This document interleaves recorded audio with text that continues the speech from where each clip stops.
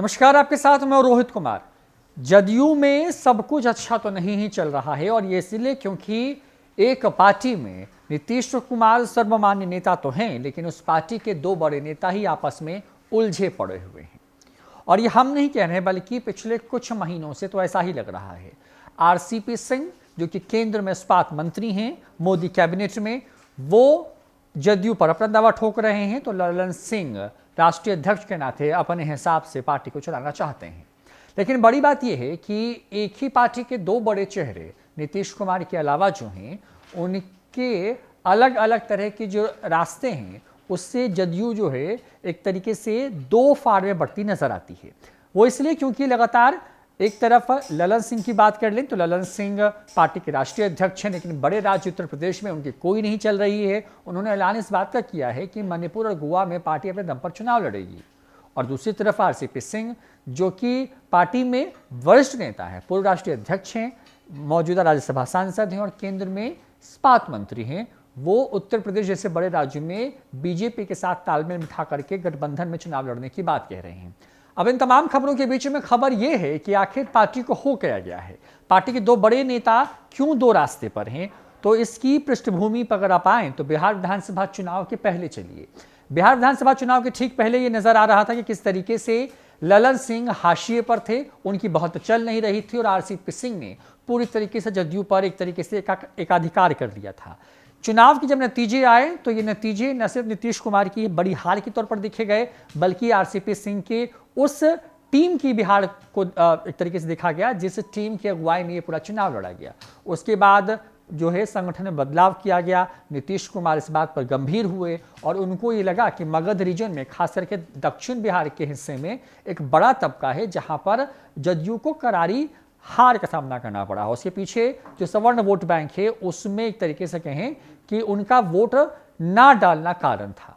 जाहिर तौर पर इन तमाम खबरों के बीच में ललन सिंह को ये पूरी कमान दे दी गई, लेकिन जब दोनों पटना पहुंचे तो दोनों के दो रोड शो हुए।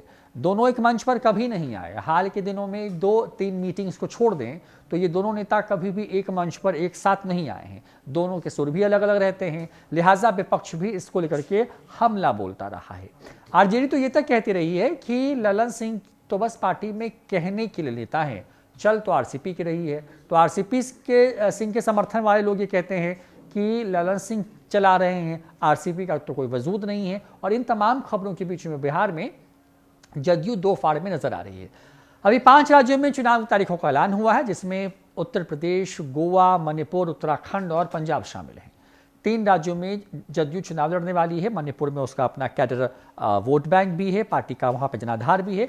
और गोवा में भी पार्टी पुराने वक्त में जीतती रही है, तो वहां पर भी पार्टी का एक ठीक ठाक कार्यकर्ताओं का बेस है। तो गोवा में क्योंकि वहां पर छोटे राज्य हैं तो वहां पे ललन सिंह ने कह दिया कि चुनाव अकेले लड़ेंगे। मणिपुर में अकेले चुनाव लड़ने की बात कह रहे हैं। पार्टी के राष्ट्रीय अध्यक्ष के नाते ये जिम्मेवारी उन्हीं की है, लेकिन आरसीपी सिंह को अब यूपी में तालमेल बिठाना है बीजेपी के साथ में। कितनी सीटों पर चुनाव लड़ेंगे, क्या होगा आने वाले वक्त में, ये बहुत साफ नहीं है, लेकिन ललन सिंह के बयान से ही लग रहा है। अब आरसीपी सिंह ललन सिंह जब बहुत विवाद गहराता है तो एक मंच पर एक मीटिंग में साथ आ जाते हैं, लेकिन अमूमन दोनों के सुर बदले बदले से ही नजर आते हैं। आरसीपी सिंह की जो पूरी टीम थी उसको ललन सिंह जब राष्ट्रीय अध्यक्ष बने पार्टी के तो उस पूरी टीम को एक तरीके से किनारे लगा दिया गया और ललन सिंह की अपनी टीम में बिठा दी गई है। नीतीश कुमार सब कुछ चुपचाप देख रहे हैं। एक तरफ कहें कि उनके लिए उन आरसीपी सिंह हैं जो कि उनके खास रहे हैं, तो दूसरे तरफ ललन सिंह जो कि राजनीति की शुरुआत से उनके साथ में है। ऐसे में इन दोनों के तालमेल की वजह से हो कुछ ऐसा ही रहा है कि जदयू दो फाड़ में है और ऐसे में इस पर मजा लेने की कोशिश जो है विपक्ष कर रहा है। और बड़ी बात यह है कि इसके साथ ही जदयू जिस एकजुटता के साथ आगे बढ़ने के लिए पिछले एक वक्त में जानी जा रही थी, वो अब होता नजर नहीं आ रहा। और खास करके बिहार विधानसभा चुनाव के बाद एक्सपर्ट्स या जानकार जो राजनीति में अपनी दिलचस्पी रखते हैं वो कह रहे हैं कि जो स्थिति है उसमें तो यही लग रहा है कि आने वाले वक्त में जदयू में ही दो धड़ा हो जाएगा। एक आरसीपी सिंह के पास, एक ललन सिंह के पास। ताकतवर कौन होगा ये वक्त तय करेगा। फिलहाल इस वीडियो में इतना ही। नमस्कार।